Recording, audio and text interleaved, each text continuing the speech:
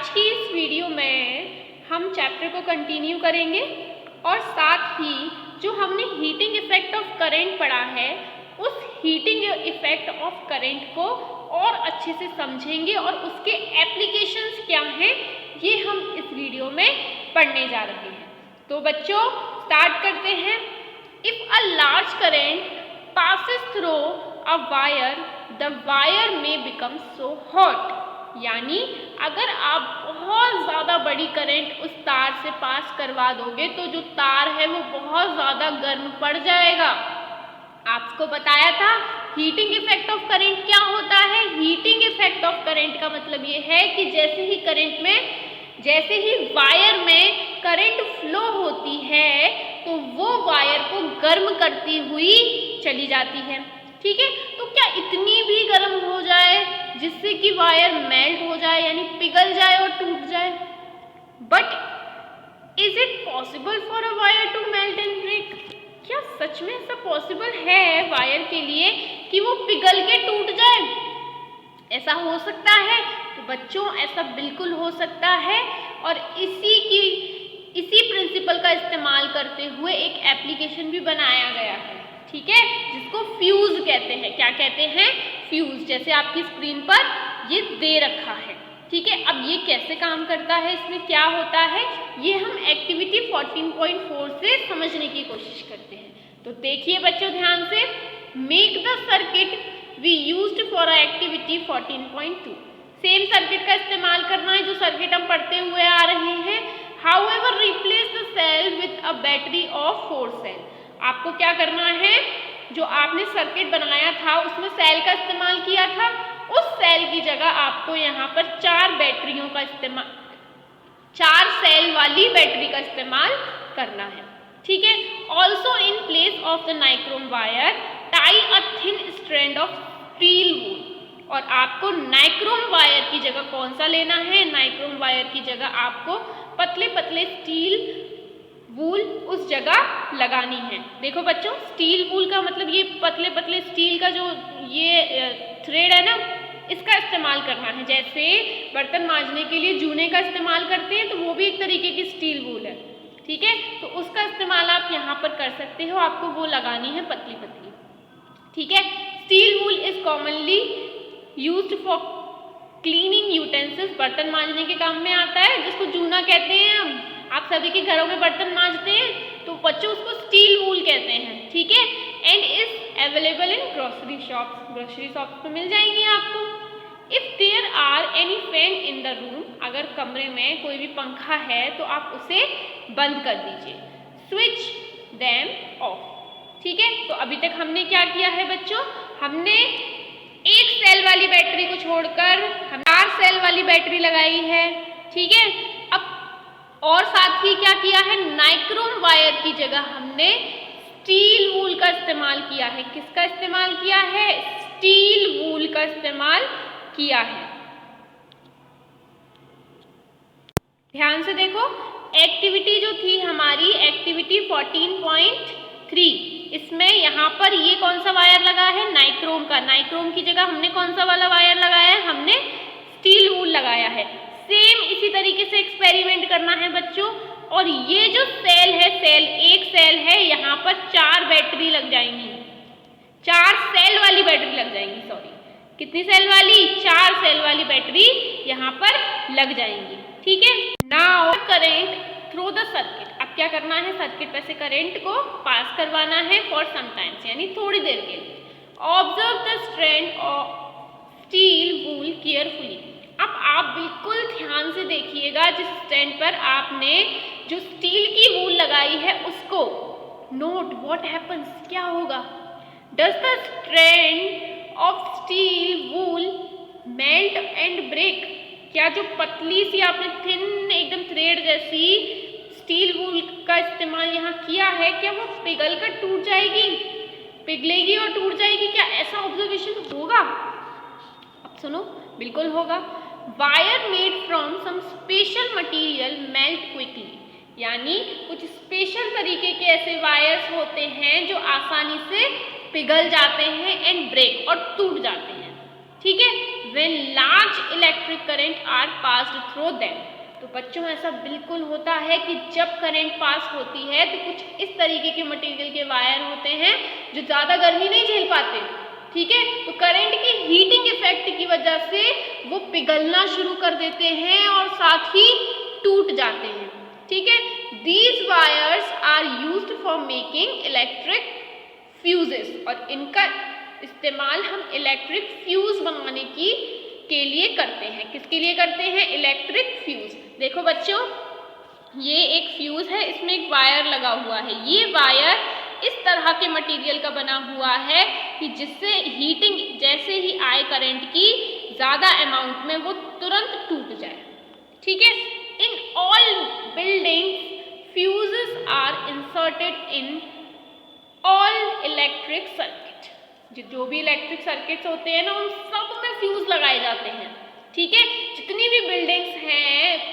भी बिल्डिंग्स वहाँ पर एक इलेक्ट्रिक सर्किट होता है ना, जैसे आपके घरों में भी जो मेन सर्किट जहाँ पर डायरेक्ट करंट आती है वहाँ पर फ्यूज लगाए जाते हैं, ठीक है। अब फ्यूज क्यों लगाते हैं? प्रोटेक्शन के लिए, जिससे अगर कैसे भी अगर बाहर से ज़्यादा अमाउंट में करंट आ रही है, ठीक है, तो फ्यूज जो टूट जाए, फ्यूज के अंदर तार होगा ना, वो टूट जाएगा। इसकी वजह से कनेक्शन टूट जाएगा, जिससे हमारे घरों में जो भी टीवी फ्रिज वगैरह चल रहा है उसमें करंट की ज़्यादा सप्लाई की वजह से वो खराब ना हो जाए, ठीक है। There is a maximum limit on the current which can safely flow through a circuit. अब यहाँ बात समझने वाली ये है कि हर वायर जो है, हर वायर उसकी एक अपनी अलग टेंडेंसी है, ठीक है। हर सर्किट में जो करंट है वो आप एक मैक्सिमम अमाउंट तक ही भेज सकते हैं, बट बाहर से जो करंट आ रही है वो तो बहुत ज़्यादा सप्लाई की आ रही है ना। बाहर से जो करंट आ रही है, अगर बाई चांस, क्योंकि बाहर से बहुत ज़्यादा अमाउंट में करंट है ना, बाई चांस करंट की अमाउंट थोड़ी भी ज़्यादा हो जाती है, इससे हमारे घरों में जो इंस्ट्रूमेंट लगे हुए, जो भी हमारे घरों में एप्लीकेशंस लगे हुए हैं, वो सब खराब हो जाएंगे, ठीक है। तो इसके लिए हम फ्यूज का इस्तेमाल करते हैं। If by accident the current exit, जैसे ही करंट बढ़ेगी, दिस सेफ लिमिट, यानी इस सेफ लिमिट से जो वायर्स होंगे मे बिकम ओवर हीटेड, वो ज़्यादा गर्म हो जाएंगे, एंड मे कॉज फायर, इसकी वजह से आग भी लग सकती है, ठीक है। If a proper fuse is there in the circuit, अगर प्रॉपर फ्यूज लगा होगा सर्किट में, it will blow off and break the circuit. तो क्या होगा? फ्यूज का जो तार होगा वो टूट जाएगा, इसकी वजह से सर्किट टूट जाएगा। तो इससे क्या होगा? छोटे से फ्यूज से हमारे घरों में जो लगे हुए हैं वो सब बच जाएंगे, ठीक है। हमारे घरों में जो भी सामान है, जैसे कि अप्लायंसेस लगे हुए हैं, हीटर है, टीवी है, ये सारी चीज़ें बच जाएंगी। तो समझ में आया आपको? अ फ्यूज इज दस अ सेफ्टी डिवाइस, ठीक है। इसीलिए फ्यूज जो है वो एक सेफ्टी डिवाइस है। सेफ्टी डिवाइस क्यों? क्योंकि ये सुरक्षा करता है। जो भी हैवी करंट आ रही होती है, बहुत सारी करंट आ रही होती है बाहर से, उससे हमारे घर के इलेक्ट्रिकल अप्लायंसेस को बचाता है, ठीक है। विच प्रिवेंट डैमेजेस, जो कि नुकसान होने से बचाता है, ठीक है, to electrical circuit and possible fires, यानी जो भी आग वगैरह लगने से बचाता है, ठीक है। तो फ्यूज का रोल समझ में आया आपको अच्छे से? अब देखो आगे बच्चों, fuse of different kinds are used for different purposes, ठीक है। अलग अलग तरीके के जो फ्यूज हैं उनको अलग अलग तरह से इस्तेमाल किया जाता है, ठीक है। अब आपको फिगर दे रखा है, इसमें fuse is used in our homes. इसमें जो फ्यूज हम अपने घरों में इस्तेमाल करते हैं इसको दर्शाया। देखिए, इन फ्यूज का इस्तेमाल हम अपने घरों में करते हैं, ठीक है। हमारे घरों में ये फ्यूज लगे होते हैं और ये हमारे घर के जो भी इलेक्ट्रिकल अप्लायंसेस हैं, जो बिजली से चलते हैं, उनको प्रोटेक्ट करते हैं, ठीक है, उनको बचाते हैं। चलो आगे देखते हैं बच्चों। Fuses shown in figure are generally used in electrical appliances, ऐसे लगे होते हैं। We observed the heating effect of electric current and learn how we use it to our advantage, यानी हमने अब अच्छे से सीख लिया है कि जो हीटिंग इफेक्ट है करंट का, उसका इस्तेमाल हमें कैसे करना है, वो किस तरह से हमने heating effect of electric current को आसानी से समझ लिया है कि heating effect of electric current क्या होता है बच्चों। करंट जिस तरह से हीट छोड़ती चली जाती है वो करंट का हीटिंग इफेक्ट है, ठीक है। और साथ ही करंट के हीटिंग इफेक्ट से हमने डिवाइस भी बनाया है जिसको हम फ्यूज कहते हैं, ठीक है। तो हमने उसका एडवांटेज भी अच्छे से ले लिया। Does the electric current have other effect also, क्या उसका कोई और इफेक्ट भी है करंट का? तो बिल्कुल है। करंट का एक और इफेक्ट है जिसे हम मैग्नेटिक इफेक्ट ऑफ करंट के नाम से जानते हैं। किसके नाम से जानते हैं? Magnetic effect of electric current. तो इसको तो हम नेक्स्ट वीडियो में पढ़ेंगे, तब तक देखिए आप कुछ क्वेश्चन लेना है आपको। Never try to investigate an electric fuse connect to the main circuit on your own। आपकी जो मेन सर्किट है जहाँ पर डायरेक्ट बिजली आती है घरों में, आपको कभी भी इलेक्ट्रिक फ्यूज जो भी वहाँ पर लगे होते हैं उनसे छेड़खानी नहीं करनी है, ठीक है बच्चों।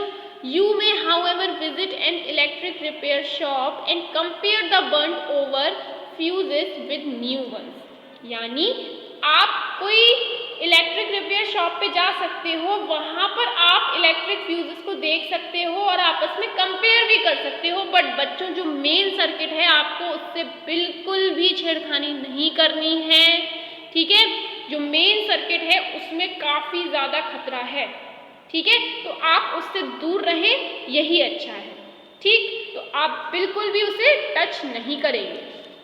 आगे देखिए, one reason for excessive current in the electrical circuits is the direct touching of wires. मतलब क्या है कि एक और कारण है जिससे करंट जो है वो ज़्यादा अमाउंट में आ जाती है इलेक्ट्रिकल सर्किट में, वो है डायरेक्ट टचिंग ऑफ वायर्स।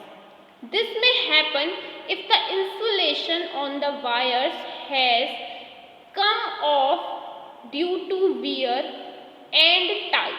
मतलब क्या है, करंट ज़्यादा अमाउंट में इसलिए भी आ जाती है कि जो भी इंसुलेशन कराया है, यानी जो भी प्लास्टिक की कोटिंग कराई है वायर पर, अगर वो सही से नहीं हुई है या फिर वो टूट गई है, तो इसकी वजह से भी करंट ज़्यादा अमाउंट में आ जाती है तार में, ठीक है।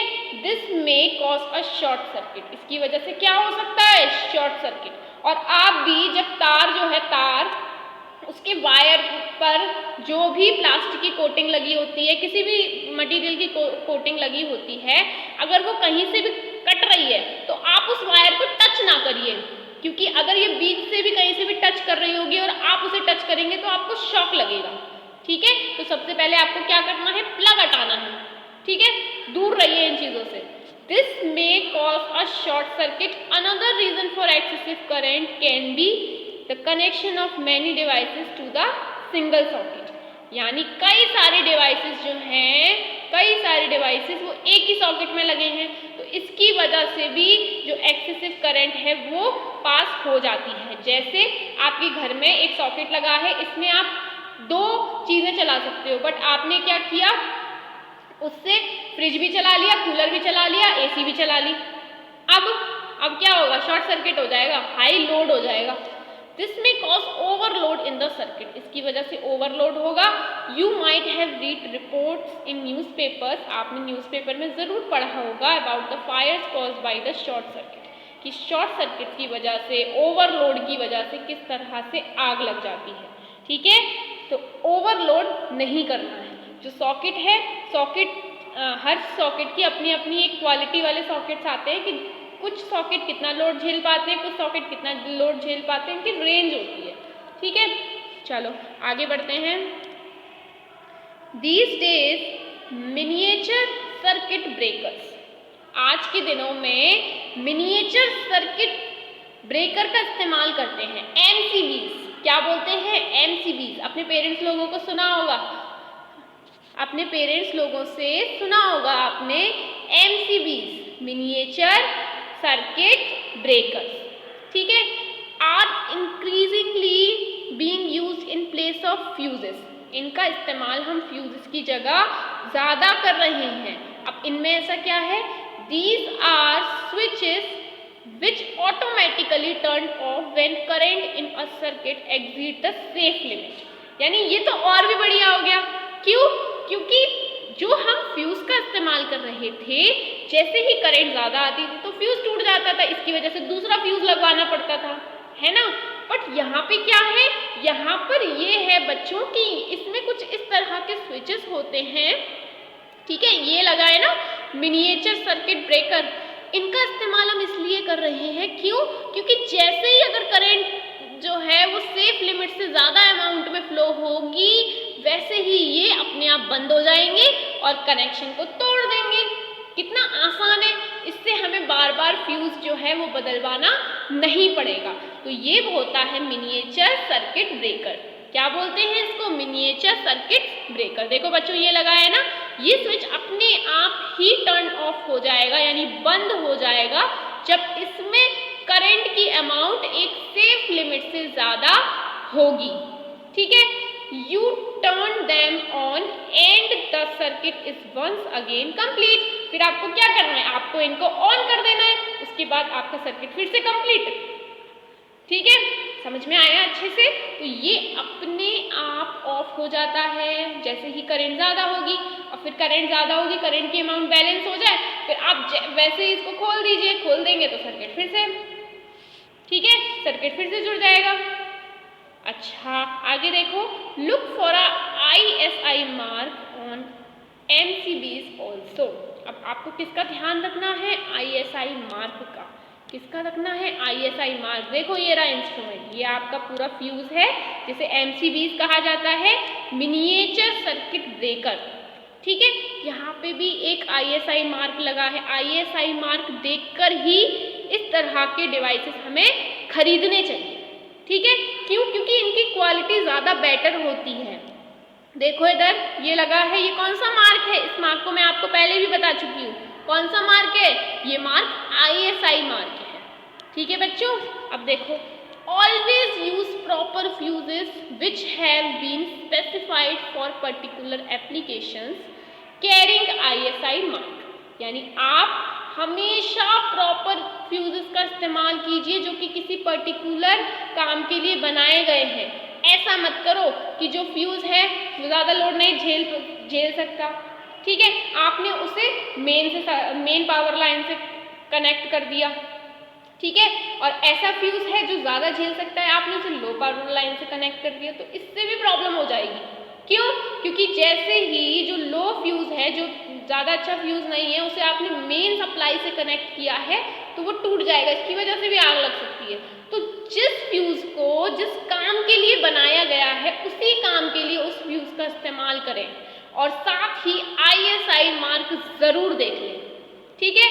Never use just any wire or any strip of metal in place of a fuse. और किसी भी तरीके के वायर का इस्तेमाल मत कर लेना, या फिर कोई भी आपने मेटल स्ट्रिप ले ली और उसे फ्यूज की जगह आप इस्तेमाल कर रहे हैं, ऐसा नहीं करना है। क्यों? क्योंकि फ्यूज जो है उसमें तार एक स्पेशल तरीके के मटेरियल से बना होता है, आप किसी भी तरह का तार का इस्तेमाल यहाँ पर नहीं कर सकते हैं। तो समझ में आया आपको? अच्छा, अब नेक्स्ट वीडियो में एक और करंट के इफेक्ट के बारे में पढ़ेंगे बच्चों, वो बहुत ज़्यादा इंटरेस्टिंग है। तब तक के लिए बाय बाय बच्चों।